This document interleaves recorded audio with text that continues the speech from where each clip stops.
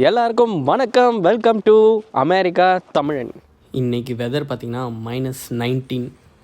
2 நாளாக வீட்டிலே அடைஞ்சு கிடந்து வெதர் வெளியில் எப்படி தான் இருக்குது. நைட்டெல்லாம் ஸ்னோ வந்துச்சேன்னு பார்த்தா நானும் ஸ்னோ ஜாலியாக ஜம்ப் பண்ணலான்னு நினச்சேன்.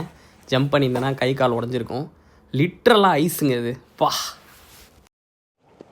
அமெரிக்காவில் நடக்கிற விஷயங்கள் எல்லாம் எங்களை விட பார்த்திங்கன்னா இந்தியாவில் இருக்கிறவங்களுக்கு சீக்கிரமாகவே தெரிஞ்சிருது. அதை பற்றி விசாரிக்க ஆரம்பிச்சுறாங்க. அந்த மாதிரி இந்த வாரம் பார்த்திங்கன்னா அமெரிக்காவில் பயங்கரமான பனிப்பொழிவு, ஸ்னோ அக்ராஸ் யூஎஸ் நிறைய ஸ்டேட்ஸ் வந்து அஃபெக்ட் ஆகிருக்கு. இதை பற்றி நிறைய பேர் விசாரித்தாங்க. என்னப்பா டெக்ஸஸில் எப்படி இருக்கீங்க அப்படின்னு நிறைய பேர் கேட்டாங்க. குறிப்பாக நம்ம ஊர் மக்கள் பார்த்திங்கன்னா ஸ்னோவில் பயங்கரமாக புடவெல்லாம் கட்டிக்கிட்டு ஃபேமிலியாக ரீல்ஸ் எல்லாம் போட ஆரம்பிச்சிட்டாங்க. பாட்டுக்கெலாம் டான்ஸ் ஆடி பயங்கர கொண்டாட்டமாக இருந்தாங்க. ஆக்சுவலாக இந்தியாவிலேருந்து பார்க்குறதுக்கு பயங்கரமாக என்ஜாய் பண்ணுறாங்கப்பா, ஸ்னோலாம் வந்தால் செம்ம ஜாலி போல் அப்படின்னு நினைக்க தோணும். பட் உண்மை என்னன்னு பார்த்திங்கன்னா அமெரிக்காவிலேருந்து போடுற வீடியோக்கள் எல்லாமே அப்படியே பார்க்கும்போது உண்மையிலேயே அவங்க பயங்கரமாக என்ஜாய் பண்ணுறாங்களா அப்படின்னு கேட்டிங்கன்னா அப்போல்லாம் இல்லை. சும்மா வெளில காமிச்சிக்கிறதுக்கும் பந்தாக்கும் தான் அந்த வீடியோலாம். அது போக உண்மையிலே அந்த ஸ்னோவில் ரீல்ஸ் பண்ணுற அந்த மொமெண்ட்லாம் நல்லா தான் இருக்கும். ஆனால் ஸ்னோவில் வாழ்கிறது நல்லா இருக்குமான்னு கேட்டிங்கன்னா அப்போல்லாம் இல்லைங்க. இப்போ நம்ம வந்து இவ்வளோ பெரிய வீட்டில் இருக்கோம். அதனால் ஓரளவுக்கு வசதியாக இந்த ஸ்னோவை சர்வை பண்ணிடலாம். பட் நிறைய பேர் பார்த்திங்கன்னா அமெரிக்காவில் ஹோம்லெஸ் இருக்காங்க. ப்ராப்பர் ஹீட்டர்ஸ்லாம் இல்லாத சாதாரண வீடுகள்லாம் இருக்காங்க. அந்த மாதிரி வீடுகளில் இருக்கும்போது அவங்களுக்கு வர பிரச்சனைகள்லாம் கொஞ்சம் நெஞ்சம் இல்லை. இப்போ நீங்கள் கேட்கலாம், ஸ்னோ வந்தால் என்ன, ஹீட்டர் இருக்குது வீட்டில் ஜாலியாக இருக்கலாமே அப்படின்ட்டு. கரெக்டு தான், ஹீட்டர் இருக்குது. இப்போது இன்றைக்கி வெதர் என்னன்னு கேட்டிங்கன்னா கிட்டத்தட்ட -14 இருந்தது நேற்று.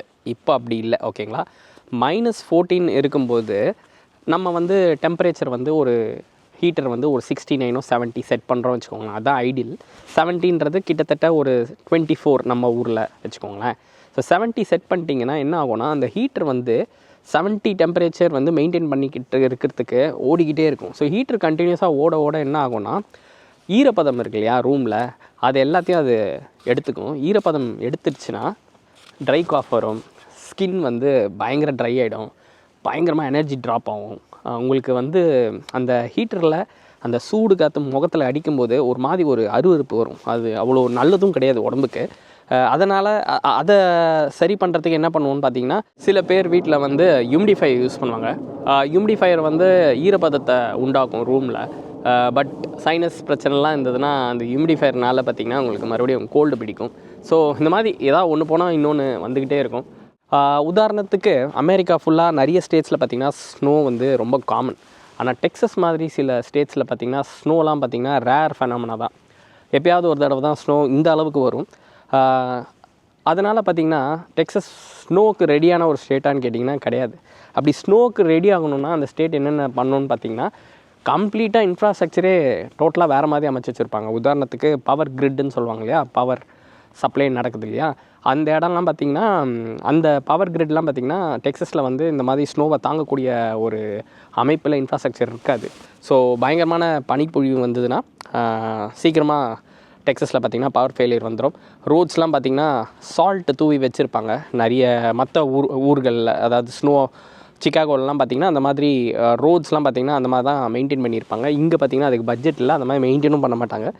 ஸோ இங்கே வரக்கூடிய ஸ்னோலாம் பார்த்திங்கன்னா எப்படி இருக்கும்னா ஸ்னோ வந்து நார்மலாக, அதாவது ஃப்ளரீஸ்ன்னு சொல்லுவாங்கள்ல, அந்த மாதிரி நார்மல் ஸ்னோ வந்ததுன்னா ஒரு பிரச்சனையும் கிடையாது. இங்கே வந்து மழை பெய்யும். மழை பெஞ்சதுக்கப்புறமா குளிரில் அந்த வாட்டர்லாம் பார்த்திங்கன்னா பயங்கரமாக ஃப்ரீஸ் ஆகிடும். அதுக்கு மேலே ஸ்னோ வரும்.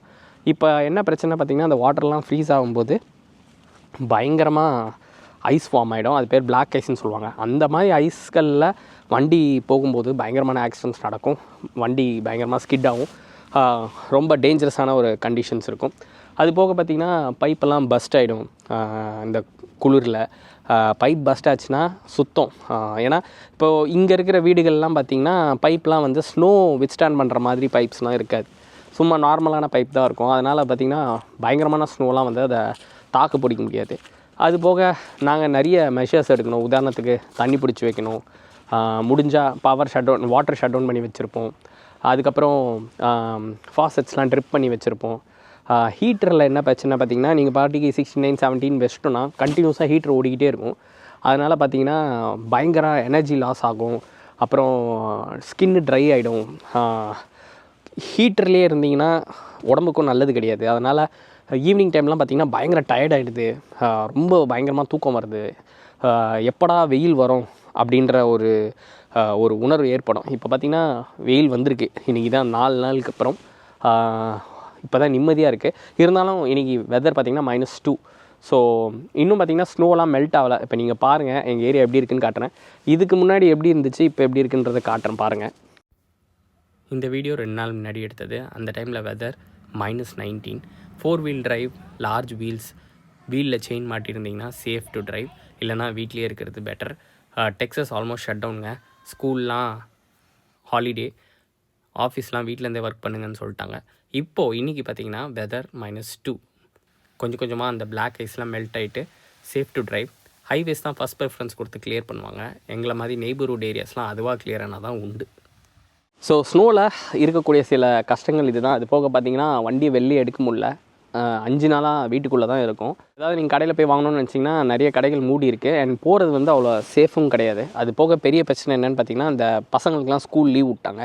இதுங்களை வீட்டில் வச்சுக்கிட்டு வேலையை பார்க்குறது வந்து உச்சக்கட்ட கஷ்டம். அதுதான் ஸ்னோலேயே இருக்கிற மிக கொடூரமான ஒரு விஷயம், இந்த பசங்களை வீட்டில் வச்சுக்கிட்டு மேனேஜ் பண்ணுறது. இந்த மாதிரி பெரிய கஷ்டங்கள்லாம் இருக்குது. ஸோ நீங்கள் பார்க்குறதுக்கு சிலதெல்லாம் அழகாக இருந்தாலும் அதெல்லாம் நம்ம மக்கள் வந்து சம்டைம்ஸ் நான் எவ்வளோ சூப்பராக இருக்கேன் பாடுறா அப்படின்னு காமிச்சிக்கிறதுக்கு சிலதை பப்ளிஷ் பண்ணுவாங்களே தவிர உண்மையிலேயே வந்து அது அவ்வளோ நல்லது கிடையாது. குறிப்பாக டெக்ஸஸ் மாதிரி ஊர்களில் இந்த மாதிரி பயங்கரமான வின்டர் ஸ்டாம்லாம் வந்து it's not at all good. நல்ல வேலை இந்த வாட்டி பார்த்திங்கன்னா மேஜராக எதுவும் ஆகலை. அதுவும் சில இடங்களில் பவர் லாஸ் ஆகிருந்தாலும் நாங்கள் இருக்கிற இந்த பர்டிகுலர் ஏரியா பார்த்திங்கன்னா ஹாஸ்பிட்டல் ஜோன். ஸோ அதனால் இங்கே எப்பயுமே பவர் போகாது. இன்ஃபேக்ட் 21 பார்த்திங்கன்னா ஆல்மோஸ்ட் 90% ஆஃப் த ஏரியாஸில் பவர் போனாலும் எங்கள் ஏரியாவில் பவர் போகல. ஒரு ஃபேக்ட் தெரியுங்களா, நான் யூஎஸ் வந்து 8 வருஷம் ஆகுதுங்க. ஆமாம், 8 வருஷம் ஆக போகுது. இந்த 8 வருஷத்தில் 8 செகண்டு கூட பவர் ஃபெயிலியர் ஆனதில்லை. யோசித்து பார்த்தா எப்படி இருக்குல்ல? சரி, ஓகே, என்ன பண்ண முடியும். ஸோ அவ்வளோதாங்க, சும்மா ஒரு இன்ஃபர்மேஷன். டெக்ஸஸில் ஸ்னோ வந்தால் என்ன மாதிரி பிரச்சனைகள்லாம் இருக்கும் அப்படின்றத ஷேர் பண்ணணுன்றதுக்காக தான் இந்த வீடியோ.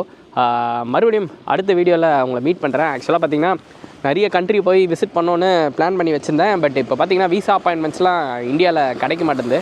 ஸோ நாங்கள் பார்த்திங்கன்னா இந்தியா போய் ஸ்டாம்பிங் வாங்கினா தான் என்னால் அடுத்த கண்ட்ரிக்கெலாம் போக முடியும், அப்புறம் யூஎஸ்க்கு திரும்ப வர முடியும். ஸ்டாம்பிங் இல்லாததுனால பெரிய பிரச்சனையாக இருக்குது. Hopefully things will get better. So once அது சரியாயிடுச்சுன்னா அடுத்தது ஐஸ்லேண்ட், அதுக்கப்புறம் ஸ்வால்பர்ட் எங்கே இருக்குது தெரியுங்களா? உலகத்தோட உச்சியில் கிட்டத்தட்ட 90 டிகிரி நார்த்தில் இருக்குது. இந்த மாதிரி சில கண்ட்ரீஸ்லாம் விசிட் பண்ணலான்னு பிளானில் வச்சுருந்தேன். பட் ரொம்ப ஃப்ரஸ்ட்ரேட்டிங்காக இருக்குது. பட் இருந்தாலும் யூஎஸில் நிறைய இடங்கள் இன்னும் நான் ஆல்ரெடி பார்த்துட்டேன். இருந்தாலும் ரீவிசிட் பண்ணலாம். ஹவாய், அதுக்கப்புறம் ஹெல்லோ ஸ்டோன், இந்த மாதிரி இடங்கள்லாம் மறுபடியும் போய் பார்க்கலான்னு இருக்கேன். ஸோ ஃப்யூச்சரில் அந்த வீடியோஸ்லாம் வரும், பார்த்து சப்போர்ட் பண்ணுங்கள். அடுத்த வீடியோவில் மீட் பண்ணுறேன். அது வரைக்கும் பாய் ஃப்ரம் விஷ்ணு.